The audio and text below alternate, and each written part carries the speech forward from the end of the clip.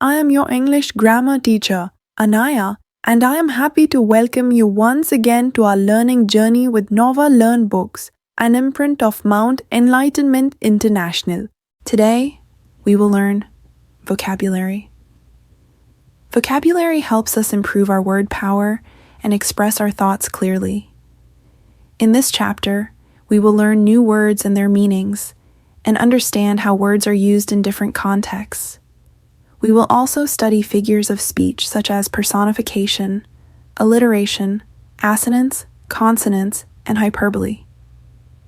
These make our language more interesting, lively, and expressive. Write any 6 words that you have read last week. Search them in internet and write their meaning. कोई 6 word लिखिए नए जो आपने last week read किए हैं और उनके meaning को सर्च कीजिए और यहाँ पर लिखिए. पर्सोनिफिकेशन को हिंदी में कहते हैं मानवीकरण. मानवीकरण क्या होता है ये पढ़ते हैं, पहले इसको फिर क्लियर करेंगे. O William, we are weary of weather, said the sunflower, shining with dew. Out our traveling habits have tired us. Two sunflower move in the yellow room by William Blake. ये जो poem है, ये जो कुछ line है, एक तरह से पोएम का एक पार्ट है, एक एक्सट्रैक्ट है पोएम से, और जो पोएम के पोएट हैं वो हैं विलियम ब्लेक. इस पोएम में क्या मीनिंग है कि 2 सनफ्लावर मूव कर रहे हैं और बातें कर रहे हैं कि भाई हम थक चुके हैं अपनी ट्रैवलिंग की हैबिट से. तो इन सब चीज़ों में क्या लगता है कि सनफ्लावर जैसे कि हम जानते हैं नेचुरल हैं, लिविंग हैं, मतलब जो ट्रीज़ हैं, फ्लावर हैं, इनको लिविंग में मानते हैं, लेकिन वे ह्यूमंस की तरह बात नहीं कर सकते.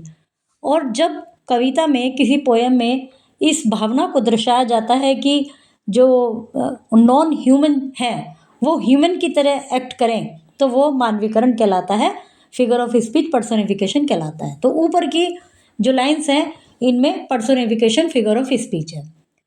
The sunflower able to talk and feel tired, कि अब इसमें क्या है कि सनफ्लावर बातें कर रहे हैं, थक रहे हैं. In the words the poet gives human abilities and qualities to something which is inanimate. इसमें पोएट ने ह्यूमन एबिलिटीज जो कि बात कर सकते हैं, चल सकते हैं, वो ऐसी चीज़ों को दी है जो कि ह्यूमन नहीं है, नॉन ह्यूमन को. This device is attributing human characteristic to ideas, animals or object is called personification. जो ह्यूमन कैरेक्टरिस्टिक्स हैं वो किसी आइडिया को, किसी एनिमल को, किसी ऑब्जेक्ट को दी जाती हैं, तो वो पर्सोनिफिकेशन कहलाता है. Make this sentence more interesting bye rewriting them using personification. Personification use करके इन सेंटेंस को लिखिए और थोड़ा चेंज भी कर सकते हैं. Underline the personification in these sentence. An expression of personification is omitted in each blank space. ये जो blank space है इसमें personification expression लिखिए जो बॉक्स में दिए हुए हैं, इनमें से फाइंड आउट करके. In this paragraph underline the words we suggest personification. Personification जो words हैं उनको suggest कीजिए. अब है alliteration, assonance, consonance. Pair up with your partner and try to say these sentence 10 times, each as fast as you can. आप और आपके friend in sentence को कई बार कहने का ट्राई कीजिए और जितनी जल्दी कह सकें. अलिट्रेशन होता है किसी वर्ण की, शब्द की नहीं, वर्ण की बार बार रिपीटेशन. जैसे आप टंग ट्विस्टर खेलते हैं तो ये एक तरह से टंग ट्विस्टर्स ही हैं. The begum and the badshah blue big blue bubbles, तो बी की बार बार अल्ट्रेशन हो रहा है. Careless cliff calmly closed the closest clasp. Do you know any more tongue twister, कोई आपके माइंड में टंग ट्विस्टर्स हैं. In this sentence about several words begin with the same sound, कई वर्ड सेम साउंड से शुरू हो रहे हैं. This device known as alliteration, इसको एलिट्रेशन कहा जाता है. Is usually used in poetry में इसको यूज़ करते हैं, but it can also be used Sprüngli in prose, और कभी कभी प्रोज में भी यूज़ कर लेते हैं. Although the sentence above are tongue twister, जो ऊपर सेंटेंस है इनको टंग ट्विस्टर ही कहा जाता है. The most effective alliteration is often subtle, जो मोस्ट इफेक्टिव एलिट्रेशन होता है वो सटल होता है. मतलब ये तो टंग ट्विस्टर ही है क्लियरली, जैसे कि आप बचपन में, मतलब बचपन ही है अभी आपका, आप कई सारे ऐसे वर्ड्स बोलते होंगे कि इसको बोल के दिखाओ, एक साथ बोलो, अभी मैं कोई सोच के बताती हूँ। अभी एक माइंड में आया, सी सेल्स सी शेल्स। इसको बड़ी बार बार बोलेंगे तो बिल्कुल ही जरूरी नहीं कि हम हर बार सही बोल पाए, तो वो होते हैं टंग ट्विस्टर। लेकिन यदि हम लिटरेचर की बात कर रहे हैं, यदि हम उसको ग्रामर की दृष्टि से देख रहे हैं, तो जो उसमें एलिट्रेशन होता है वो सटल होता है, बिल्कुल उसका इतना क्लियरली नहीं होता। जैसे ये मैंने जो एग्जांपल दिया, शी सेल्स शी शेल, ये वाला। और हिंदी में भी हैं बहुत से, आप सोचिए आ जाएगा कोई माइंड में। तो ये एलिट्रेशन में इस तरह से होता है, Unmesh keeps the kitchen clean, Neelima not a good Naini.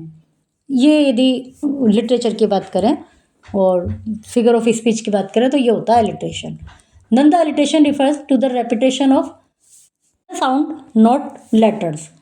जो एलिट्रेशन होता है वो लेटर को नहीं, साउंड को रिपीट करते हैं, और जो ऊपर है ये टंग ट्विस्टर्स हैं। Some sentence are words repeat the sound of internal vowels. कुछ सेंटेंस में और या जब वर्ड्स में जो वोवल्स होते हैं, इंटरनल वोवल, वो साउंड रिपीट करते हैं। This device known as assonance could repeat short vowel sound lipstick miss, और long vowels sounds meet leap knee. Such internal rhyme is very effective and sophisticated device for creating a poetic effect. ये जो internal rhyme है, जो sentence words के अंदर है, short vowel lipstick miss और long vowel में मीट लीप नी, ये एक पोइटिक के क्रिएशन में, पोएम के क्रिएशन में बहुत इफेक्टिव डिवाइस होते हैं। ये सब फिगर ऑफ स्पीच हैं, ये इनकी एक्सरसाइजेज हैं। अब है हाइपरबोल। हाइपरबोल होता है जी, जनरल भाषा में कहा जाए तो बढ़ा चढ़ाकर व्यक्त करना। Speech poetry and prose can hyperbole to bring about strong reaction and strong impression. Hyperbole is a figure of speech which uses extremely exaggeration, बहुत ज़्यादा उसको exaggerate करना, and is not meant to be taken literally, जिसको कोई उसका साहित्यिक अर्थ नहीं होता, मतलब कोई रियल अर्थ नहीं होता, बस बढ़ा चढ़ा कर कह देना, तो उससे पता चल जाता है कि भाई इतना ज़्यादा ग्रेट है कोई इंसान। She is older than the hills, वो इतनी बूढ़ी है, पहाड़ियों से भी बूढ़ी है। तो इसका मतलब ये कोई लिटरेरी मीनिंग तो है नहीं इसका, बट ये है कि काफ़ी बूढ़ी है। He has truck loads of money, उसके पास इतना पैसा है कि ट्रक भर जाए। I have seen this river so wide it had many only one bank, mark Twain.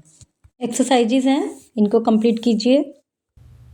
You will practice identifying these devices, completing sentences, and creating your own examples. This chapter strengthens your reading skills, thinking skills, and creative writing abilities. Read carefully, observe word usage, and practice regularly to build a strong vocabulary.